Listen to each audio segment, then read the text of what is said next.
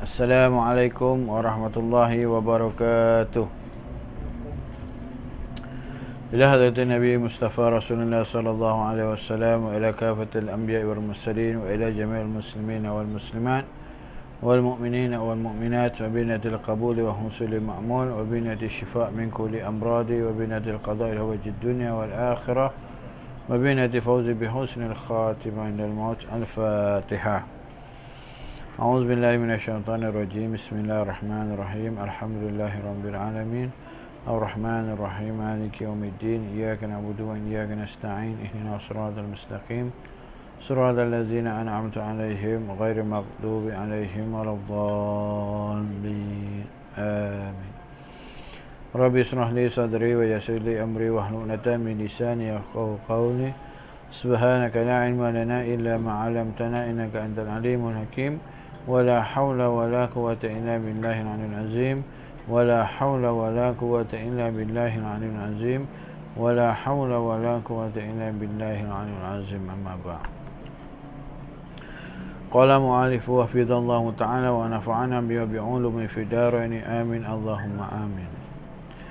عن أبي هريرة رضي الله عنه قال قال رسول الله صلى الله عليه وسلم يأتي على الناس زمان لا يسلم لذي دينه إلا من هرب بدينه من شاهك إلى شاهك ومن جهر إلى حجر فإن كان ذلك كذلك لم تنل المعيشه إلا بسخط الله فإذا كان ذلك كذلك كان هلاك رجل على يدي زوجته وولده فإن لم يكن له زوجة ولا ولد كان هلاكه على يدي أبويه فإن لم يكن له أبوان كان هلاكه على يدي قرابته أو الجيران قالوا كيف ذلك يا رسول الله قال يعيرونه بديك المعيشة فعند ذلك يورد نفسه الموارد التي يهلك فيها نفسه. Hadis riwayat Al-Baihaqi. Daripada Sayyidina Abu Hurairah radhiyallahu an berkata Rasulullah sallallahu alaihi wasallam bersabda, akan datang suatu zaman di mana orang yang beriman tidak akan dapat menyelamatkan imannya kecuali bila dia lari membawa agamanya dari puncak satu gunung ke puncak gunung yang lain dan dari satu gua ke satu gua yang lain. Dan apabila zaman itu telah tiba, maka segala mata pencarian, iaitu pendapatan hidup, tidak dapat diperolehi kecuali dengan melaksanakan sesuatu yang menyebabkan kemurkaan Allah Ta'ala. Apabila ini telah terjadi, maka kebinasaan seseorang adalah dari sebab dia mengikuti kehendak isteri dan anak-anaknya. Kalau ia tidak memiliki isteri dan anak, maka kebinasaannya dari sebab mengikuti kehendak kedua orang tuanya. Dan jikalau orang tuanya sudah tidak ada lagi, maka kebinasaannya dari sebab mengikuti kehendak keluarganya atau dari sebab mengikuti kehendak jirannya. Sahabat bertanya, wahai Rasulullah, apakah maksud perkataan engkau ini? Iaitu kebinasaan seseorang kerana mengikut kehendak isteri atau anaknya atau orang tuanya atau keluarganya atau jirannya. Lalu Nabi SAW menjawab, mereka akan menghinanya dengan kesempitan hidupnya. Maka ketika itu lalu dia terpaksa menceburkan dirinya di jurang-jurang kebinasaan yang akan menghancurkan dirinya. Jadi alhamdulillah hari ini kita membaca hadis ke-14 berkenaan dengan 40 hadis peristiwa akhir zaman di bawah tajuk apakah sebab kebinasaan seseorang. Sebab kebinasaan seseorang yang disebutkan oleh baginda Nabi Muhammad sallallahu alaihi wasallam ialah mengikuti mengikuti sesuatu sehinggakan agama itu tergadai oleh sebab kesimpitan hidup. Dan di sini disebutkan tentang keterangan hadis ini, benar sekali sabda Rasulullah sallallahu alaihi wasallam ini, ramai orang yang mengetahui perkara-perkara yang diharamkan dalam agama, namun kerana mengikuti kemahuan isteri, anak, orang tua, keluarga atau jirannya, maka dia sanggup menceburkan diri ke dalam jurang kemaksiatan demi untuk memuaskan hati mereka. Inilah sabdaan Nabi SAW yang tidak ada satu pun penafian, yang segala-galanya adalah benar. Kalau disebutkan tentang ramai orang mengetahui perkara yang diharamkan dalam agama, benar. Ramai orang tahu arak haram, tapi ramai juga yang minum arak. Menutup aurat itu berdosa, haram mendedahkan aurat, tapi ramai lagi yang mendedahkan aurat, termasuk dalam keluarga sendiri. Dan apabila perkara ini berlaku dalam keluarga sendiri, kita hanya mampu membisu. Inilah yang disebutkan nak lari. Orang yang beriman nak lari untuk nak selamatkan diri. Apabila zaman ini tiba, segala pencarian tidak dapat lagi yang nak cari, melainkan semuanya atas nak cari pencarian. Hasil pencarian itu di pertengahannya ataupun laluan pada pencarian itu semuanya ke arah kemurkaan Allah Ta'ala, yang mana perkara itu Allah Ta'ala tak redha. Ini kita dah selit-selitkanlah pada hari-hari yang lepas tentang bagaimana hari ini kita lihatlah sendiri, kita jangan terlalu fikir jauh ke belakang, jauh ke depan. Kita fikir sekarang, apa yang kita lihat dalam rumah, apa yang kita lihat di luar rumah, apa yang kita lihat di kaca TV, semuanya kalau kita lihat, cuba kita kaji baik-baik, dekat mana kesudahannya, Jadi dalam bab kemahuan isteri, anak, orang tua, keluarga dan jiran, mungkin kita akan bercakap nak jaga hati. Nak jaga hati itu benar, tetapi tidak perlu jaga hati sehingga mendatangkan kemurkaan Allah Ta'ala. Tak.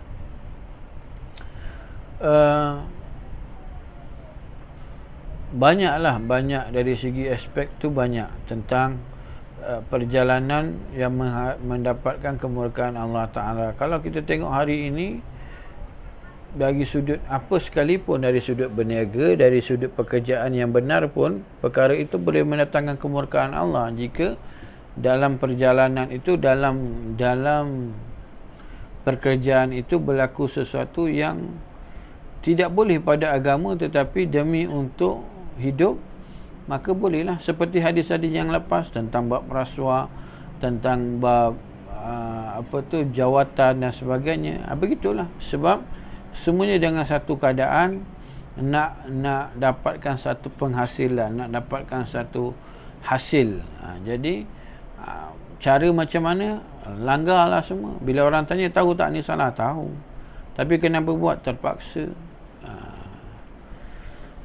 Tahu tak benda ni haram? Tahu. Kenapa? Tahu tak disko ni haram? Tahu. Kenapa masuk? Seronok. Dah masuk pula, kenapa minum arak? Nak rasa. Satu. Tapi kalau semua ni tak ada tak orang masuk? Tak ada. Ada tak orang minum? Tak ada. Selesai. Inilah zaman kita hari ini. Kita jagalah ahli keluarga kita baik-baik. Jaga. Ikatlah mereka baik-baik. Ajar mereka ini agama. Ini boleh, ini tak boleh. Yang tak boleh, tetap tak boleh. Nak merajuk, biarkan merajuk. Nak pergi mana, pergilah mana. Tak ada ke mana pun, tak tak kisah. Baik, hadis yang seterusnya tentang dua golongan penghuni neraka. An Abi Hurairah radhiyallahu an qala Rasulullah sallallahu alaihi wasallam, sinfanin min ahli nar lam arahuma, qaumun ma'ahum siyatun ka'aznabil baqari yadribuna bihan nas, wa nisa'un kasiyatun ariyatun mumilatun ma'ilatun ru'usuhunna ka'asnimatil bukhtil ma'ilah la yadkhulal jannah wa la yajidna rihaha wa inna rihaha la yujadu min masiratil kaza wa kaza. Hadis riwayat Muslim. Daripada Sayyidina Abu Hurairah radhiyallahu an berkata, Rasulullah sallallahu alaihi wasallam bersabda, ada dua golongan yang akan menjadi penghuni neraka. Keduanya belum pernah kulihat. Nabi sebut keduanya belum pernah kulihat.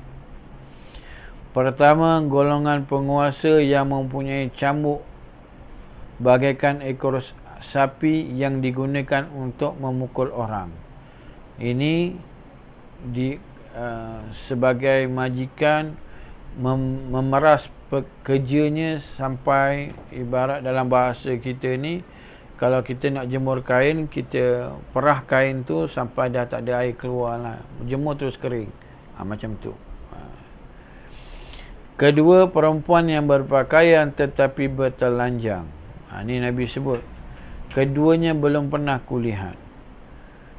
Perempuan yang berpakaian tetapi bertelanjang. Mereka melenggang-lenggok waktu berjalan, mengayun-ayunkan bahu, kepala mereka sanggul di atas kepala mereka bagaikan bonggol, iaitu ponok unta yang condong. Sanggul yang ni atas tu. Kedua, golongan ini tidak akan masuk syurga dan tidak akan mencium bau harumnya syurga.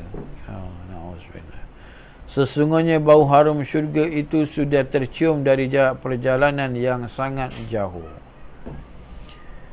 Keterangan daripada hadis ini, kebenaran sabda Rasulullah sallallahu alaihi wasallam ini dapat kita lihat dari keadaan masyarakat hari ini. Ada golongan yang sesuka hatinya sahaja memukul orang lain dengan cambuk. Mereka bertindak dengan hukum rimba, hukum hutan. Dan banyak perempuan yang berpakaian tetapi bertelanjang. Maksudnya, kalau mahu dikatakan berpakaian pun boleh, kerana masih ada secarik kain di atas badannya. Dan kalau mahu dikatakan bertelanjang pun boleh, kerana walaupun berpakaian tetapi hanya dengan secarik kain sahaja dan anggota tubuh yang lainnya semua dibuka. Maka samalah dengan bertelanjang, ataupun dia berpakaian dengan pakaian yang sangat tipis sehingga memperlihatkan warna kulit dan menampakkan bentuk aurat, kemudian berjalan sambil berlenggang-lenggok dengan sanggul yang besar seperti ponok unta. Kedua-kedua golongan ini tidak akan masuk syurga dan tidak akan dapat mencium baunya, walaupun semerbak harum syurga itu telah tercium dari jarak perjalanan 500 tahun sebelum sampai kepadanya. Ya Allah.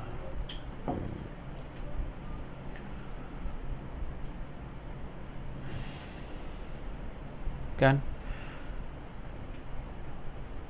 Inilah perkara yang benar-benar berlaku, dan inilah bila mana turunnya sesuatu musibah, bila mana kita membaca sesuatu ini, kita mengenangkan benarlah, layaklah, patutlah, dengan berbagai-bagai maksiat, dengan berbagai-bagai penedahan, dengan berbagai-bagai tayangan, dengan berbagai-bagai cara bentuk pakaian. Ya Allah, macam mana kita nak cakap? Keluar saja rumah, kita akan nampak berbagai-bagai macam pakaian. Satu. Duduk dalam rumah pula, TV yang ada dalam rumah akan menayangkan berbagai-bagai rupa manusia, berbagai-bagai jenis pakaian. Yang kita sedihnya orang Islam. Ini yang Nabi sebut, zaman ni perkara ini belum pernah aku lihat. Cuba kita renung, apakah kesedihan Nabi bila mana melihat perkara-perkara ini. Sedangkan ulama-ulama saja pun tidak sanggup mengangkat kepala mereka apabila melihat. Apatah lagi Nabi SAW. Pasti Nabi akan sedih. Pasti akan berlaku satu keadaan penjelasan, penerangan. Nabi akan tegakkan satu hal ini. Dan perkara ini boleh saja kita buat. Sebagai contoh, kerajaan kita mampu buat. Sangat-sangat mampu buat. Yang tak tutup aurat, bayar denda. Macam hari ini, kita buat satu undang-undang, tak pakai mask, bayar denda. Jarak, semua tu ada dalam undang-undang. Maka undang-undang itu diwujudkan untuk satu keadaan. Khair, perkara baik, teruskan. Ada pula notis di hospital, kalau tidak pakai mask dan tidak pakai ini, tidak dibenarkan masuk. Begitu juga di masjid. Tidak memeriksa suhu, tidak pakai pelitup, tidak bawa sejadah, tidak boleh masuk. Kalau pun nak solat, solat di ruang rega luar. Allah. Orang nak masuk rumah, Allah. Jadi kenapa dalam bab ini kita boleh buat, kenapa dalam satu bab lagi kita tidak boleh buat? Inilah persoalannya. Dan bab inilah kadang-kadang ada setengah tak berani nak jelaskan. Bukan tak berani nak jelaskan, tak tahu nak jelaskan cara macam mana. Sampai ke mana perkara ini akan sampai. Jadi hari ini kita tengoklah. Sukan yang lelaki bermain, perempuan pun nak bermain. Apabila perempuan nak bermain, pasti-pasti aurat itu akan terdedah. Tayangan cerita. Begitulah dulunya, di zaman dahulu, ulama dijadikan rujukan. Ulama dijadikan rujukan atas semua perkara. Atas semua perkara. Paling-paling mudahlah. Saya ingat waktu saya kecil, kalau dulunya orang nak buat rumah, kena jumpa tuan imam. Orang-orang tua-tua, ni orang-orang alim di kampung, orang-orang soleh di kampung, untuk minta doa, nak buka, nak apa-apa saja, segala serba-serbi. Zaman hari ini, ulama kena tegur. Bukan ulama pergi dijadikan rujukan, malahan ulama ditegur. Ini zaman hari ini. Zaman tuan-tuan, zaman muslimin muslimat sidang penonton yang lahirnya tahun 50 ke atas, ataupun kurang lebih begitu, tahun 40 dan sebagainya. Semuanya dulu ustaz-ustaz, tuan-tuan imam dijadikan rujukan. Hari ini tidak. Malahan hari ini mereka itu ditegur. Ini tak boleh cakap, ini boleh, ini tak boleh. Dan kenyataan itu berlaku. Jadi bukanlah kita kata, oh kita nak ikut semua. Kena ikutlah. Habis kalau tak nak ikut siapa? Al-Quran itu sebabnya kata ulama, ramainya penghafaz Al-Quran. Kita bersyukur sangat-sangat, khususnya di Nusantara kita, di Malaysia saja. Penghafaz Al-Quran terlalu banyak. Tetapi mereka yang faqih, yang memahami itu amat-amatlah sedikit. Jadi nak memahami keadaan itu pada ahlinya lah. Kita ni bukan ahlinya, tetapi nak memahami bila mana kita ada sesuatu kedudukan, ada kuasa di situ yang kita mampu buat, kita tak buat, maka kita akan ditanya Allah Ta'ala nanti. Kita akan ditanya Allah Ta'ala nanti. Nabi risau umat tak masuk syurga. Nabi risau umat Nabi SAW tak masuk syurga. Dan Nabi nak semua umat Nabi masuk syurga. Tapi Nabi bagi tahu kat kita ni, ada dua golongan yang aku tidak pernah berjumpa, yang belum pernah aku lihat, kata Nabi. Yang pertama, penguasa. Yang keduanya, perempuan yang berpakaian tetapi bertelanjang. Ini Nabi tidak pernah lihat. Apabila kita lihat perkara ini, dan dalam hadis ini Nabi beritahu tidak akan masuk syurga. Ini mungkin orang akan kata, nanti saya berubah, saya taubat. Itu taubat, benarlah taubat. Kita tak nafikan dalam bab taubat. Taubat benar. Allah Ta'ala Maha Pengampun, Maha Penyayang. Tapi ceritanya sekarang. saat kita nak taubat itu sama ada kita taubat ataupun kita taubat ataupun kita buat-buat tak tahu. Nak taubat besok buat lagi, nak taubat besok buat lagi, taubat belum lagi. Taubat belum lagi. Jadi sama-sama kita ambil pelajaran.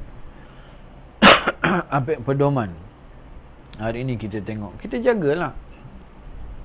Kalau kita pemimpin masyarakat, kita buat program, kita bagi tahu program ini pihak muslimat tidak boleh. Kalau tak boleh nak campur.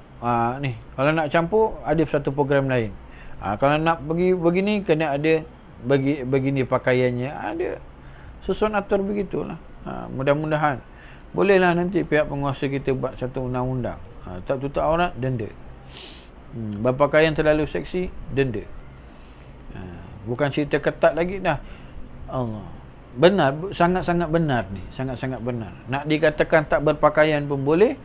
Nak dikatakan berpakaian pun boleh. Tetapi lebih pada menjuruskan tidak berpakaian lah. Tidak berpakaian. Allah, mudah-mudahan Allah Ta'ala bagi taufik dan hidayah, insyaAllah.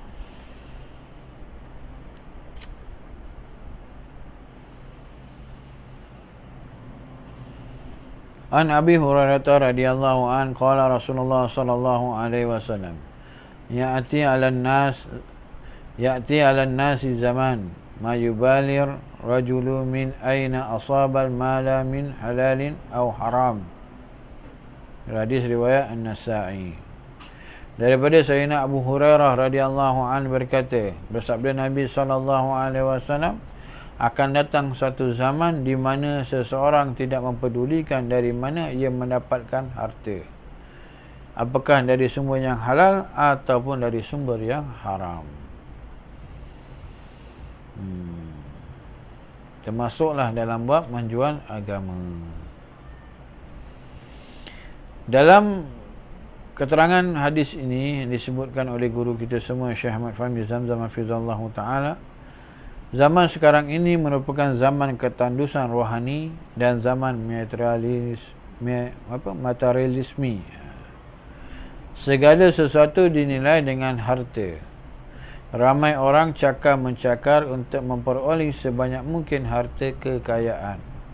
Mereka tidak mempedulikan dari mana datangnya harta, apakah dari sumber yang halal atau dari sumber yang haram.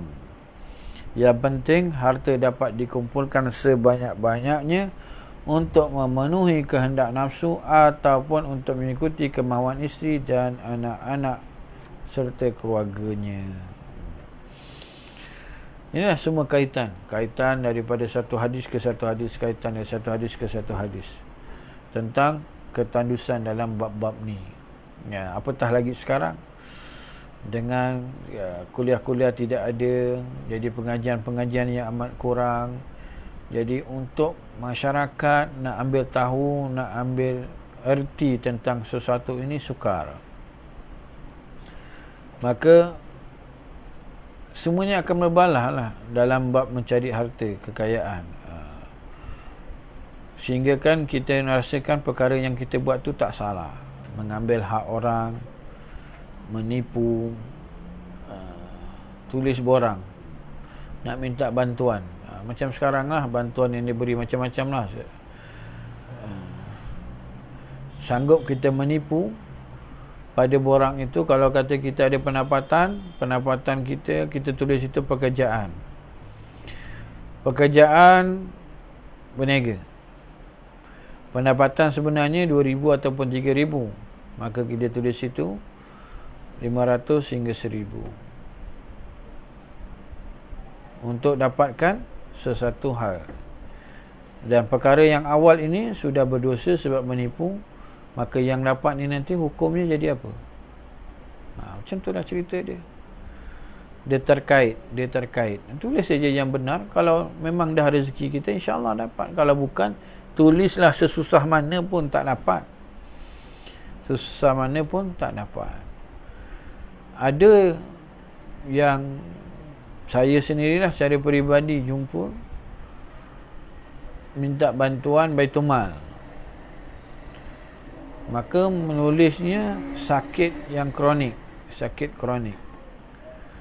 bila pihak PBZ minta detail, ini surat doktor dan sebagainya, mula jadi kelang kabut. Bertanya pada saya, "Ustaz, macam mana nak buat ni?" Saya kata, "Betul ke dia sakit ni?" Doktor suspek. Saya kata, "Doktor suspek belum sakit." Jadi bukti dia sakit tu kat mana? Doktornya suspek. Doktor lukis gambar abdomen tu, hanya suspek. Jadi saya kata tak bolehlah tulis macam tu. Tu bohong. Jadi kita bawa saja. Jadi penyakit kosongkan, bawa kertas tu. Ada rezeki dapat. InsyaAllah pasti akan dapat. Kita susah, orang bantu. Jadi bertanya lagi, tak boleh ke kita tulis terus sakit macam ni? Kita tulislah ni, surat ni pun bukan orang boleh baca. Saya kata tak boleh lah. Tak boleh. Jadi cuba nak dapatkan. Tak boleh, tetap tak boleh. Yang baru-baru ni, macam-macam lah permohonan yang ada baru ni tentang apa, laptop, tentang apa semua, tentang nak belajar. Sanggup tipu macam-macam. Ya Allah, kita menipu tu untuk kita nak dapatkan satu benda dan kita nak bagi untuk anak kita belajar. Benda yang kita dapat ni, orang yang beli ni halal. Cara kita nak dapat tu tak betul. Jadi kita nak suruh anak kita belajar. Tak lulus kita marah, tak berjaya kita marah. Punca yang dari awal. Cari punca dari awal. Alhamdulillah lah sekarang ini banyaklah yang menitik beratkan dalam bab-bab isu halal dan haram. Tapi perlu dilihat juga, bukan pada makanan hanya, penyediaan makanan halalan thayyiban. Halal itu mestinya bersih itu insya-Allah hanya halal. Jadi perkara itu kena ada kaitan. Jangan halal tapi yang masaknya kotor dan sebagainya, tak boleh juga. Dalam Islam tak boleh juga perkara itu. Jadi kena kita kalau kita nak buat sesuatu itu untuk mencari nafkah, untuk cari untuk keluarga, pastikan yang baik-baik. Sedangkan apa pun Nabi bagi tahu ini, seperti hadis yang kita baca semalam, paling kuranglah orang-orang yang macam ni, paling kurang yang tinggal namanya Islam lah, namanya Islam. Ini orang Islam tu. Pakaiannya Islam.